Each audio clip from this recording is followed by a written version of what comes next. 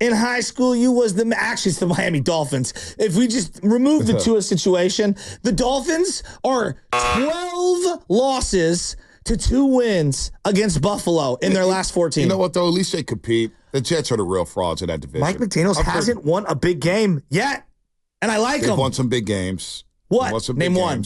They won some big games. They were up in the division by multiple games when December started and lost going away they won some to big Buffalo. games under Mike McDaniel. Let's not crush him. Let's not get crazy December? Here. Let's not get crazy here. All right, let me look at the schedule because I'm following the 49ers every single week, not the Dolphins. I think the most significant win the Dolphins had last year over a playoff team was the Cowboys late in the year. That was, I think, it. They beat the Cowboys. And what did we end up learning about them Cowboys? Let's see. Well, who else did they beat? They had a streak. They lost a tough one. They lost that tough game to Kansas City overseas in Germany. Remember that was a dogfight that's 21-14. They had a streak going where they had not beaten a team over 500, which was a little skewed because they had came back against the Ravens early in the year. But they had a streak where they were like 1-25 or something like that against teams over 500. And they had a 5-game losing streak. They made the playoffs that year, but they had lost to who's playing? They lost to the Niners, lost to the Chargers, lost to the Bills by 3. 11-6. Cleveland. Not a lot of big wins. Do you legit think Mike McDaniel is on the hot seat this year though? No, he just signed an extension. Yeah, the extensions or whatever. Signed an extension but also his quarterback. Why are we talking about hot seats? He just signed an extension last week. So what? So what does that have to do with anything? So wait, the Dolphins just gave him new money, and he's going to be on the hot seat already? What? It's the NFL. He's going to get fired. He's going to get fired. He's going to get fired this year. Deshaun Watson has hundreds of millions of dollars owed to him. He might get like 4 weeks here. Mike McDaniel could win 5 games this year. He's not getting fired. Look. I mean, that's the owner that literally tried to set up a yacht meeting with the coach to lose games so that they could tank. To go get Tom Brady. There's so many things that owner has done. Yeah, there's a lot going on with Miami and Brian Flores. Brian Flores ain't no saint. We figured that out. But let me see. He literally signed an extension last week? Mike McDaniel? I could have swore he just signed an extension. And now we're talking hot seat? It's like what we were talking about 2 weeks ago. What was that, last week? Oh, if the Niners are with the Super Bowl, heads are going to roll. Shanahan or Lynch. That's the dumbest thing I've heard in 2024. He signed through the 2028 season. On August 30th, he signed a 3-year contract extension. Come on, he's not. I'll let you walk that one back. What do you mean? He's not going to be on a hot seat. All I'm saying is that nothing would surprise me. They haven't won any big games, all right? They're a fun team. Everyone likes their personnel, but they haven't won any big games. That's all. And I look in the division right now, and, the Buffalo, this was supposed to be the year to knock them off, and they were destroying them last night, and they can't beat Buffalo. Yeah, it's tough. They're bugaboo.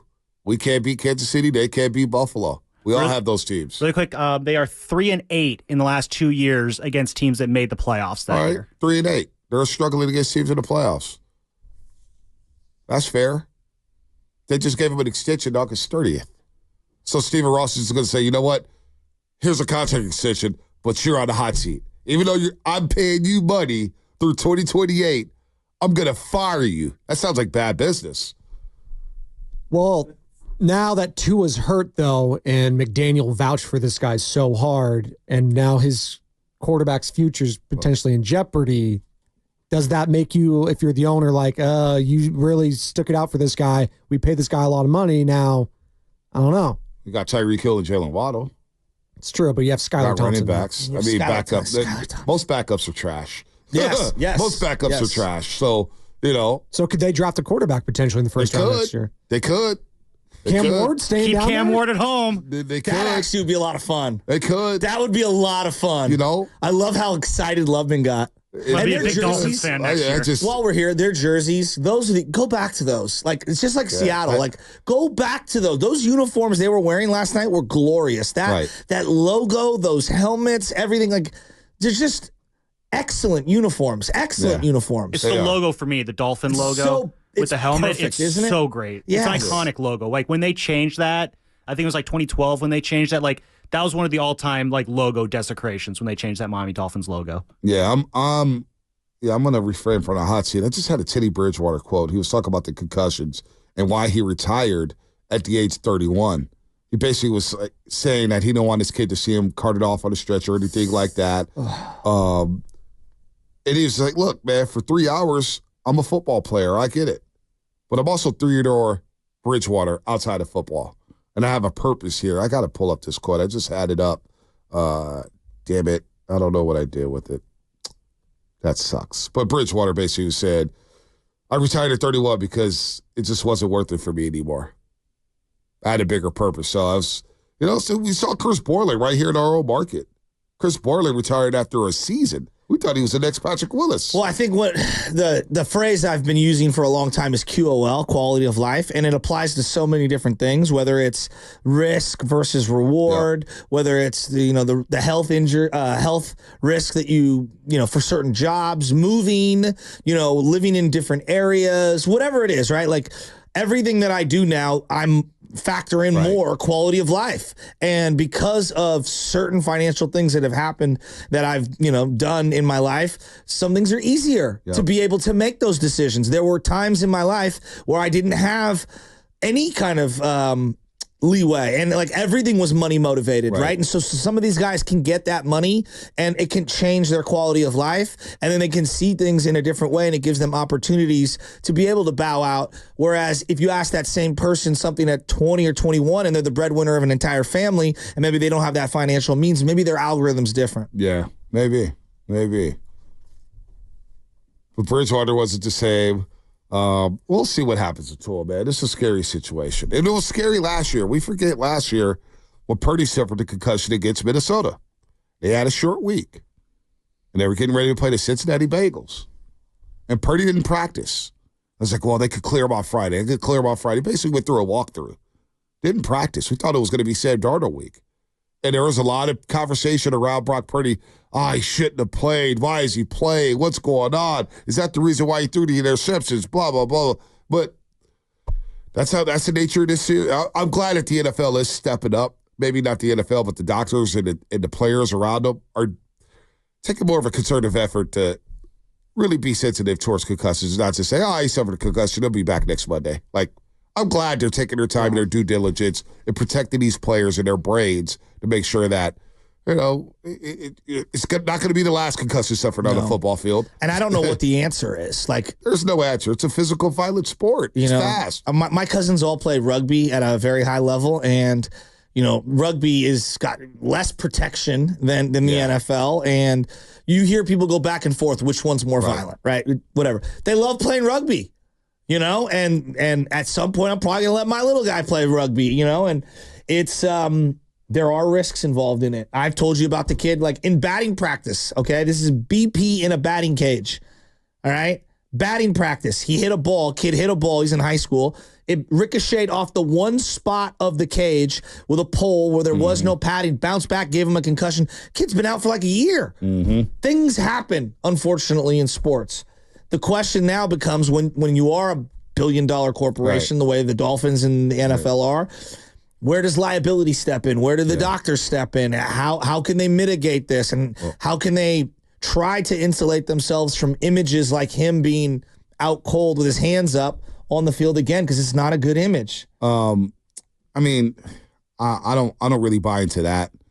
It's not a good image for the NFL, man. We're gonna be back watching in no time. This is why they don't show streakers. This is why they won't show you an injury that they deem to be too gruesome. Right? Yeah, they'll cut away. They'll cut away. They don't want to highlight like the when you watch the red zone. But you also want to be sensitive to the player and say we don't want to spotlight this player in an embarrassing fashion when his bone is sticking out of his kneecap or whatnot or whatever gruesome leg injury that you've seen.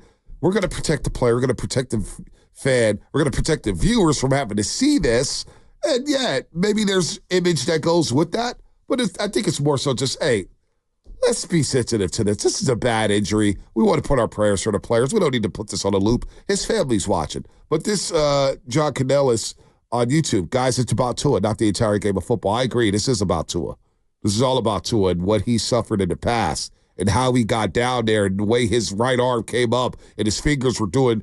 His fingers were going in so many different directions. I was like, oh, boy. And he didn't slide, and you could see it happening. He didn't slide. He didn't slide. Now, may have got hit on the next place over the concussion. Who the hell knows? But it's not going to go away.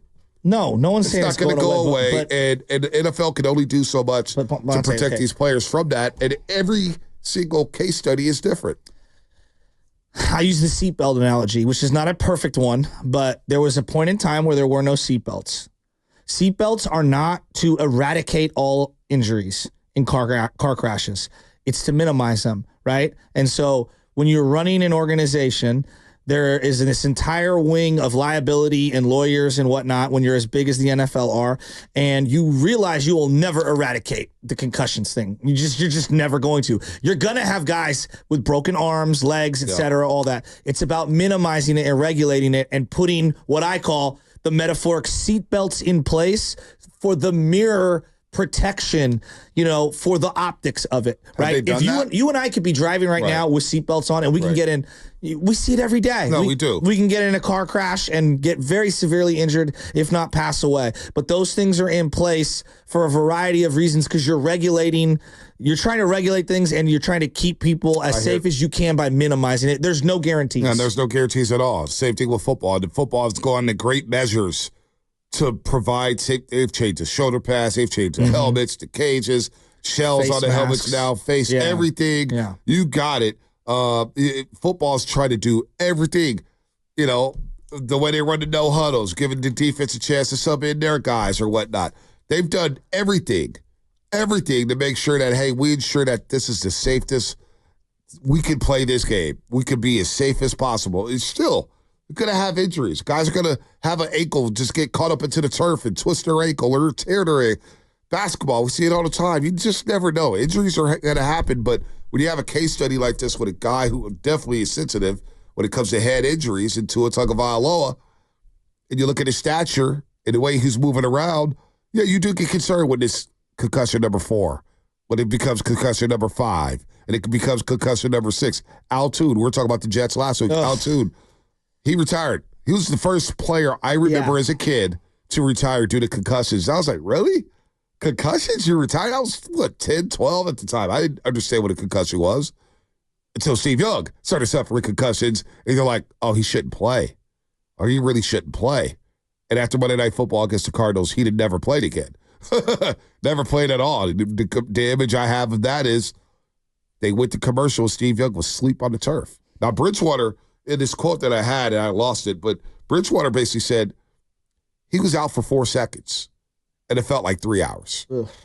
And he woke up thinking that he was at a hotel. Yeah, I've had a couple concussions, and not to trying to compare and contrast. They're horrible, absolutely horrible. We know you've had injury. I mean, what's the worst injury you suffered? I don't know. Concussion was pretty bad. So when we were playing high school baseball, I got one down the line. They were warming up. City College was playing before a Reardon game, and we were down the line, and somebody hit a foul ball, and I didn't see it. It whacked me in the head from behind the head, and I took 2 or 3 steps. I don't remember anything, and I went straight to the ground. And this is obviously the era of the 90s where it's like, get up, rub some dirt on it, you're fine. And my coach was like, you're good. And I was out there playing infield, and I'm like falling all over myself. Guido talks about it to this day. My hat flew off me. I had a huge welt on the back of my head where the stitches, you could see the stitches because I used to have the taper cut, could see it on my head. I woke up the next day. I played in the game. I threw up that night. I was out for 2 weeks of school. I was on the couch. My whole entire body was numb. I'm no joke, all the way down. And at the time, they were like, you're not supposed to fall asleep for more than 2 hours or something like that. And it was because they didn't know anything about these things. And I lied on the couch, and I had to watch TV, and I couldn't sleep for long periods. And it was horrible. My feet were messed up for so long. My equilibrium was messed up for so long. And then I got another one when I was a young adult, and it's they're the worst feeling in the world. And everyone reacts different. No doubt. Let's go to Willem Moran. Willem Moran, what's